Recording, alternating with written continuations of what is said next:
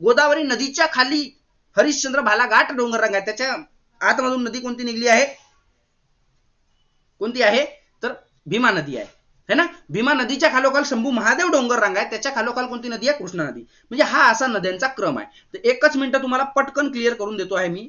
बघा कोणत्या प्रकारे क्लिअर करतो आता ते बघायचे तुम्ही. ओके चला.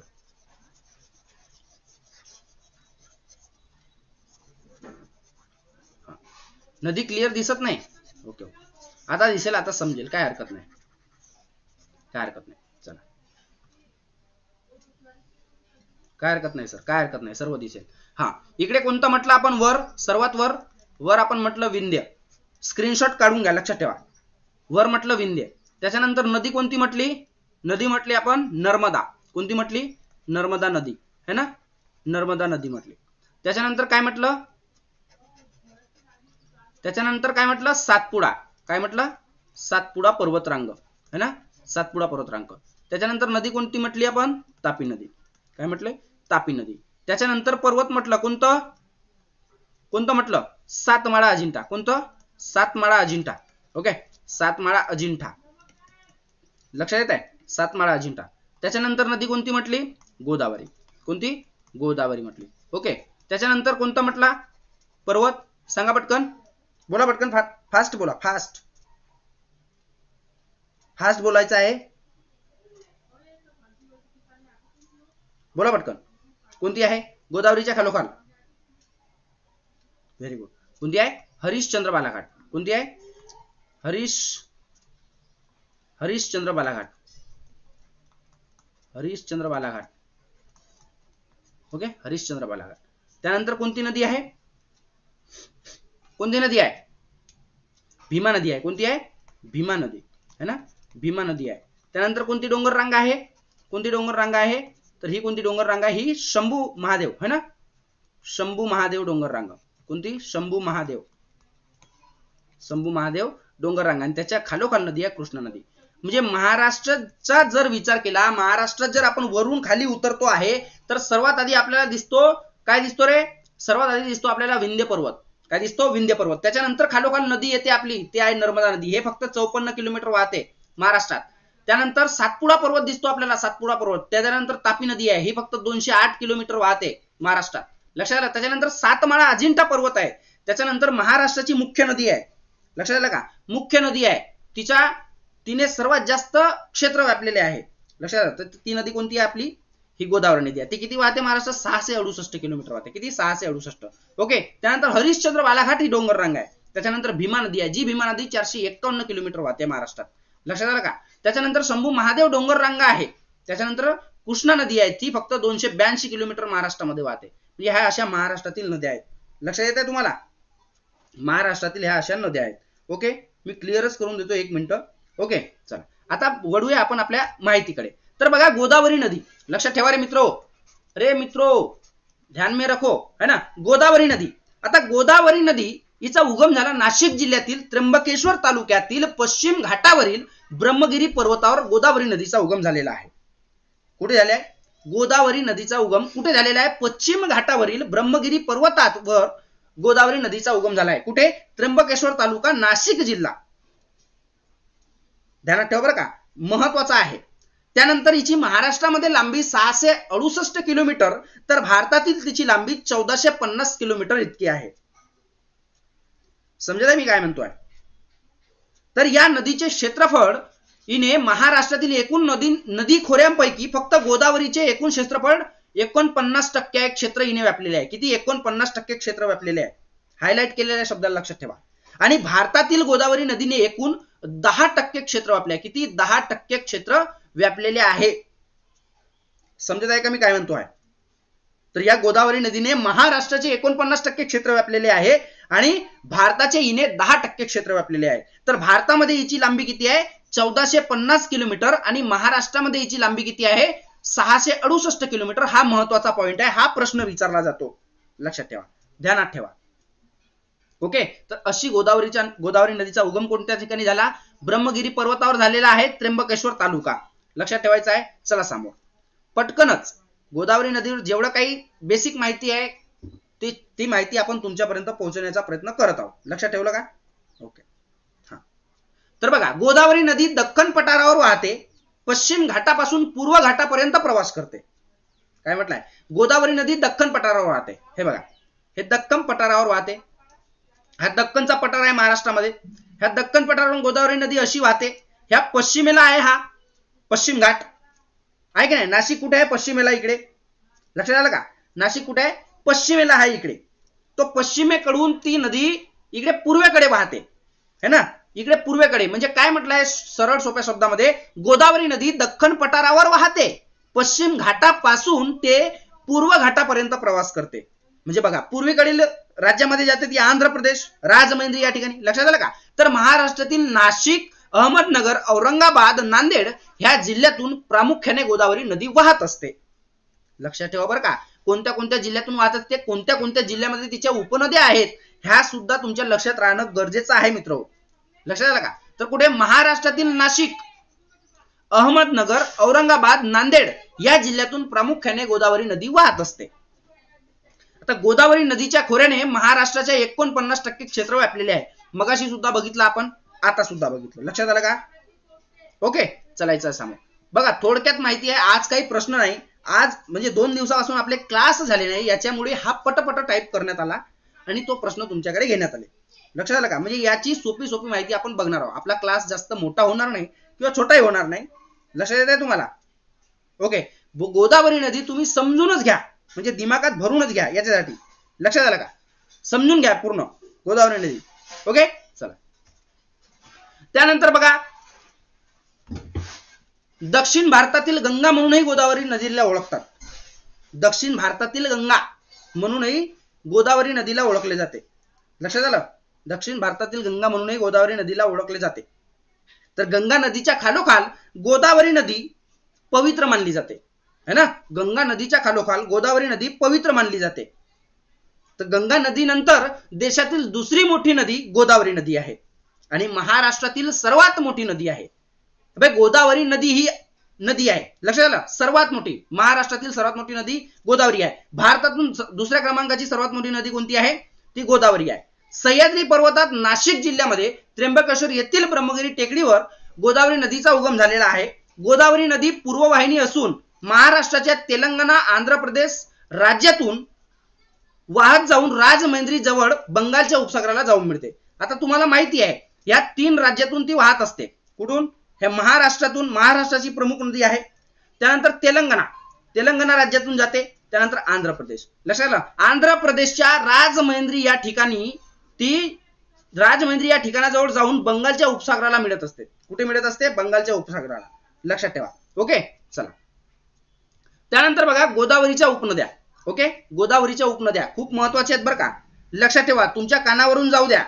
जर एखाद्या प्रश्नामध्ये जरी विचारलं तुम्हाला, तरी तुमच्या लक्षात आलं पाहिजे.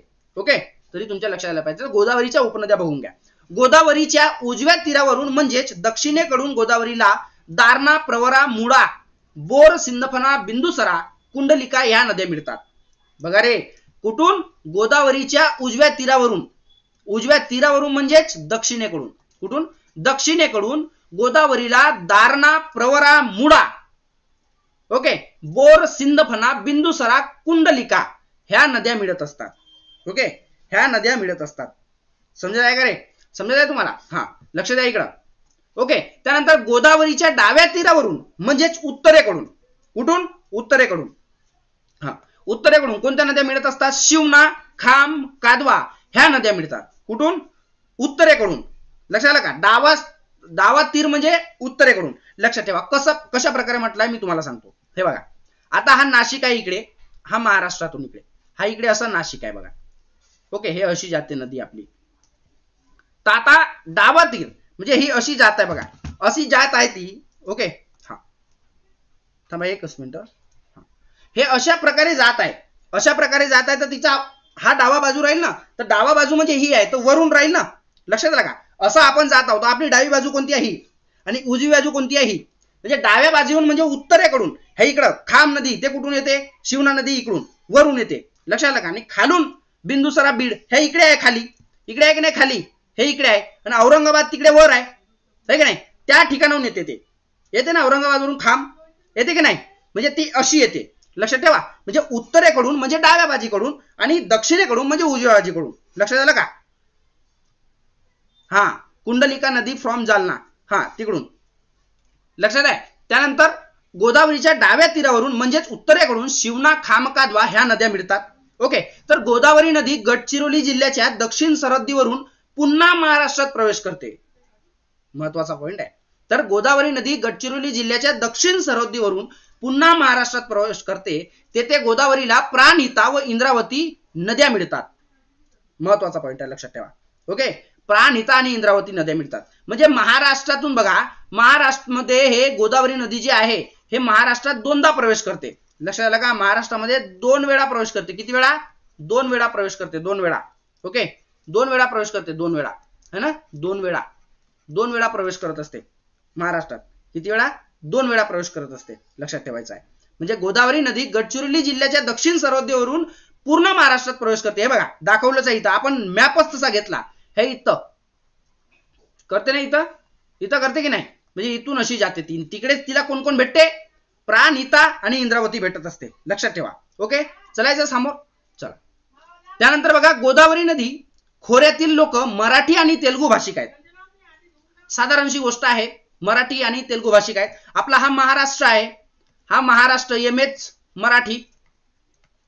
लक्षात आलं? एमएच मराठी आहे ना, महाराष्ट्र मराठी. साधारणशी गोष्ट आहे ना, महाराष्ट्र मराठी. लक्षात येत आहे. त्यानंतर तेलुगू म्हणते इकडे. काय म्हणते? तेलुगू पण आहेत म्हणते. तर हे तेलंगणा, आंध्र प्रदेश जुळूनच आहे ना. तेलंगणा, आंध्र प्रदेश जुळून आहे की नाही? तर ते बोलतातच ना, कारण ते नदी आपली तिथून पण जाते ना. हे 2-3 राज्य मिळून आपली नदी वाहत असते की नाही? तर महाराष्ट्रातील मुख्य नदी गोदावरी ही 2-3 राज्यातून वाहत असते. तर काय म्हटलंय? गोदावरी खोऱ्यातील जे काही लोक आहेत ते मराठी भाषिक आणि तेलुगू भाषिक आहेत. तर गोदावरीचा उगमस्थान, किती वेळा उगमस्थान सांगशील? येथील कुशावर्त घाटावर कुंभमेळा भरतो. वा वा. म्हणजे महत्वाचं आहे बघा. गोदावरीचे उगमस्थान का बरं सांगितलंय बघा. म्हणजे माहिती कोणती घेतली आपण तर ते कामाचीच आहे. म्हणजे किती वेळा सांगू द्या, है की नाही? गोदावरी नदीचे उगमस्थान महाराष्ट्रात त्र्यंबकेश्वर येथे होत असून येथील कुशावर्त घाटावर कुंभमेळा भरतो. म्हणजे हा महत्वाचा पॉइंट आहे.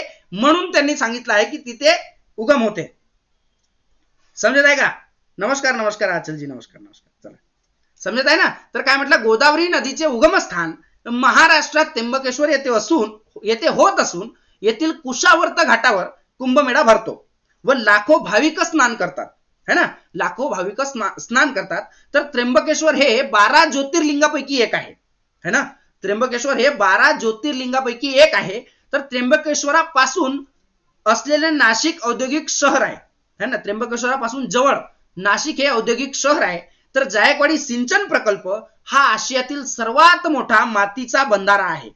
म्हणजे तुम्हाला खरोखर सांगायची अशी गोष्ट म्हणजे बघा, जायकवाडी त्या गोदावरीवरच आहे आणि आशियातील सर्वात मोठा हा प्रश्न जर विचारला तुम्हाला, म्हणजे तुम्ही म्हणता ना आजकाल आयबीपीएस टीसीएस पद्धतीने, सर आयबीपीएस टीसीएस पद्धतीने जर असं विचारलं आशियातील सर्वात मोठा मातीचा भंडारा कोठे आहे, तर तुम्ही काय सांगणार? तुम्ही सांगणार सर जायकवाडी सिंचन प्रकल्प, गोदावरी नदीवर. ओके. चला, तर मग पैठण हे धार्मिक महत्वाचे स्थान असून येथे जायकवाडी धरणाच्या पार्श्वभूमीवर नयनरम्य उद्यान आहे. म्हणजे सर्व प्रकारची माहिती तुम्ही कव्हर करत आहात. चला समोर. ओके. तर बघा, गोदावरी काठावरील प्रमुख शहर आहे बघा. ओके. गोदावरी काठावरील प्रमुख शहर आहे बघा. हा, हे बघा, गोदावरी काठावरील प्रमुख शहर आहे बघा. हे महत्वाचं आहे बरं का. हे महत्वाचं आहे, हे विचारलं जातं. तर लक्षात घ्या, त्र्यंबकेश्वर, नाशिक, कोपरगाव, राक्षसभुवन, पुणतांबे, पैठण, गंगाखेड, धर्माबाद आणि सिरोंचा अशी ही जेवढे काही शहरे आहेत, ही शहरे गोदावरीच्या काठावर बसली आहेत. लक्षात आलं का? गोदावरीच्या काठावर बसलेली आहेत. ओके. समजत आहे मित्र? समजत आहे का रे? ठोको ठोको लाईक, ठोको दनादन. अरे देणं इकडं, का भेटते तिकडं, देणं भक करा लाईक पटापट. ओके. जमत आहे का? तर गोदावरीच्या काठावरील प्रमुख शहरे आहेत त्र्यंबकेश्वर, नाशिक, कोपरगाव, राक्षसभुवन, पुणतांबे, पैठण, गंगाखेड, धर्माबाद आणि सिरोंचा. लक्षात आलं का? ओके. हा. तर हे आहे. चला, मेन महत्वाचा आणि जो मुख्य आहे हा प्रश्न कित्येकदा तरी विचारलेला आहे पोलीस भरतीला, लक्षात ठेवायचा. गंगापूर नाशिक या ठिकाणी असलेले पहिले मातीचे धरण हे गोदावरी नदीवरच आहे, लक्षात ठेवा. ओके, गंगापूर नाशिक या ठिकाणी असलेले पहिले मातीचे धरण गोदावरी नदीवरच आहे, गंगापूरला, लक्षात ठेवा. ओके, हा गंगापूरचाच आहे असं समजा, गोदावरी नदीवरच आहे. ओके, गोदावरी नदीवर. चला, त्यानंतर हा बघा, संपूर्ण महाराष्ट्रातून बहुउद्देशीय प्रकल्प म्हणून प्रचलित असलेला महाराष्ट्रातून सर्वात मोठा प्रकल्प व मराठवाड्यातील संपूर्ण जिल्ह्याचा जलदाता प्रकल्प सुद्धा औरंगाबाद जिल्ह्यात पैठण तालुक्यात जायकवाडी प्रकल्प नाथसागर हे सुद्धा गोदावरी नदीवर स्थित आहे. हे सुद्धा गोदावरी नदीवर स्थित आहे, लक्षात ठेवा. काय म्हटलं आहे?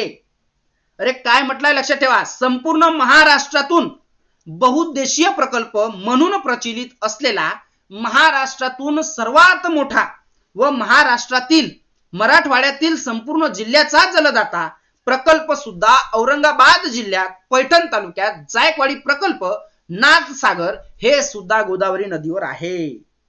महत्वाचा पॉइंट आहे, लक्षात ठेवा. ओके, चला, म्हणजे जायकवाडी गोदावरी प्रकल्प हा कुठे आहे? गोदावरी नदीवरच आहे, लक्षात ठेवायचं. त्यानंतर तिसरा बघा, नांदेड जिल्ह्यातील विष्णुपुरी डॅम आणि बाबडी बंधारा हे दोन्ही धरणे सुद्धा गोदावरी नदीवर आहेत, लक्षात आलं का? हे दोन्ही धरणे सुद्धा कुठे आहेत? गोदावरी नदीवर आहेत. कुठे आहेत? गोदावरी नदीवर. नांदेड जिल्ह्यातील विष्णुपुरी डॅम आणि बाबडी बंधारा हे दोन्ही धरणे कोणत्या नदीवर आहेत? गोदावरी नदीवर आहेत, लक्षात ठेवायचं आहे.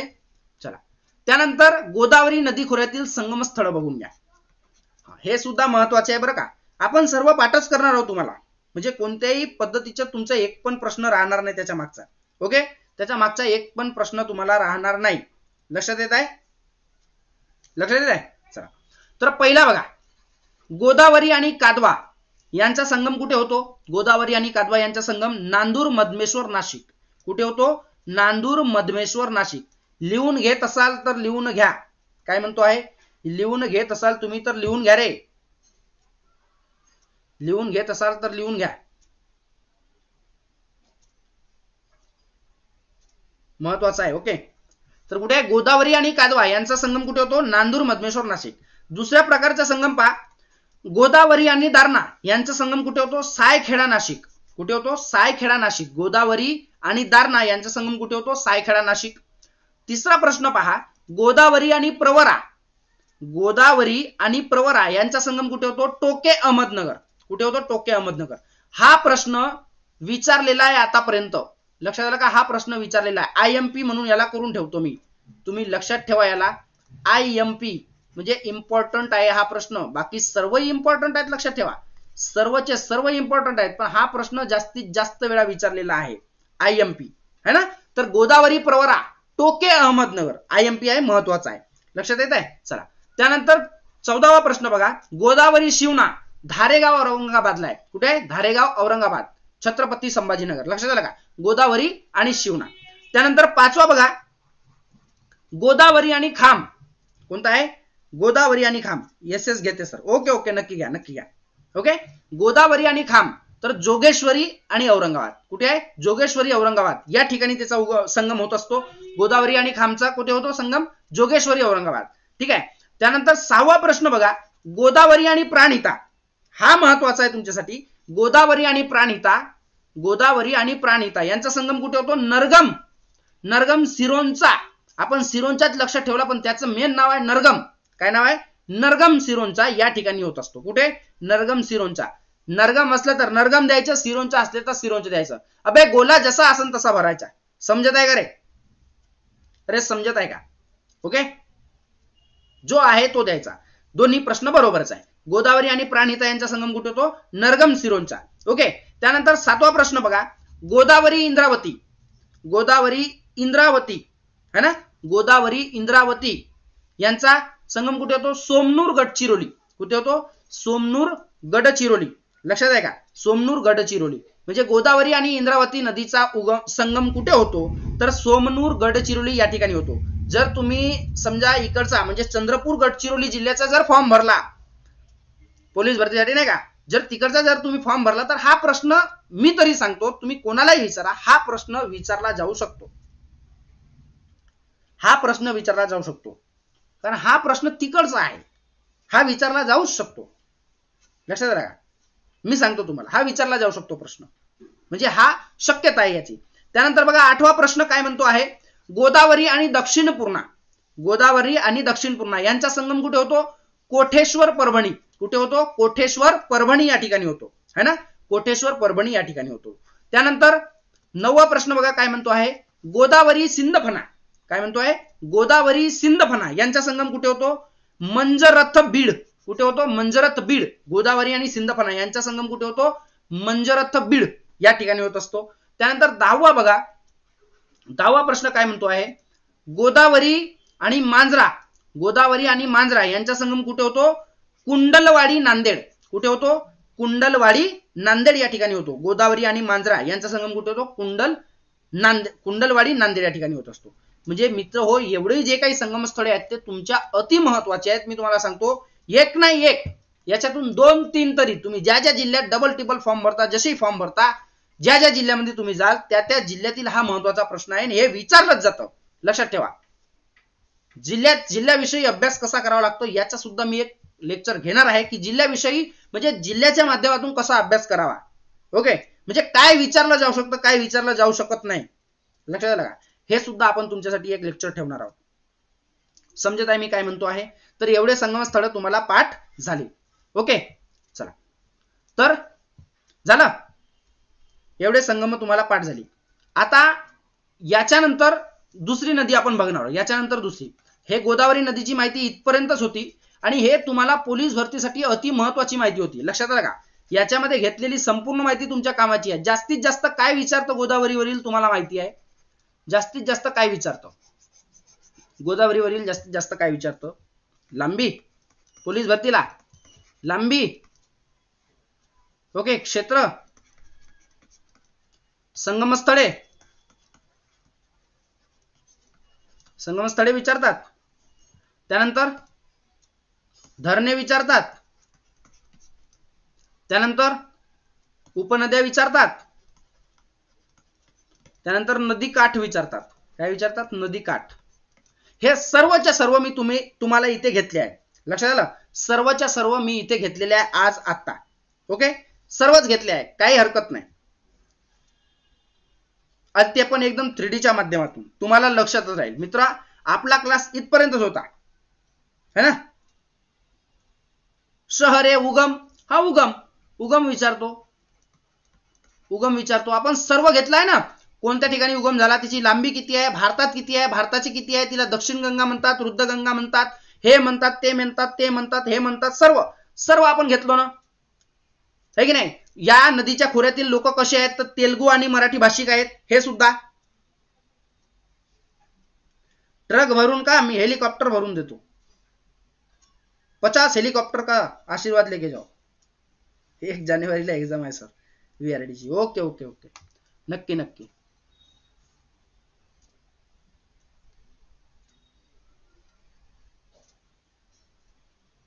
चला, तर भेटायचं मग नवीन क्लासला. ओके, चला चला. तर मित्रा, अभ्यास करायचा आहे आपल्याला. ओके, यानंतरची जी काही नद्या होतील त्या नद्यांबद्दलची माहिती आपण घेऊन येऊ, ते पण अशाच 3D प्रकारे. आणि लक्षात ठेवा, 1 जानेवारी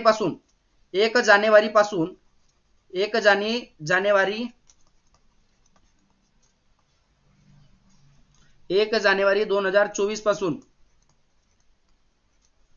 मराठी व्याकरणाची नवीन बॅच सुरू करतोय आपण. काय? मराठी